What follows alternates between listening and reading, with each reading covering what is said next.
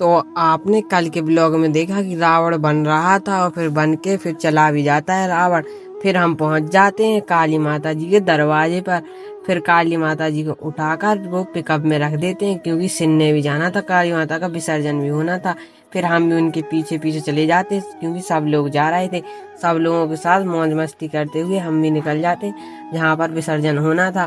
फिर थोड़ी देर बाद हम पहुंच जाते गांव में आरती हो रही थी जगह जगह पर। फिर रात हो जाती है तो हम भी अपने घर के लिए निकल देते हैं। सुबह उठकर देखते हैं तो बहुत तेज कोहरा छाया हुआ था। फिर हम सवेरे से निकल जाते हैं खेत पर के लिए, क्योंकि सोयाबीन भी कटना था। तो फिर थोड़ी देर बाद हम खेत पर पहुंच जाते हैं। खेत पर थोड़ा काम करके हम घर के लिए निकल आते हैं। घर पे आकर फिर हम नदी पे के लिए चल देते, क्योंकि नदी पे भी तो घूमने जाना था। बहुत अच्छी शाम हो रही थी तो हम भी पहुंच जाते नदी पर।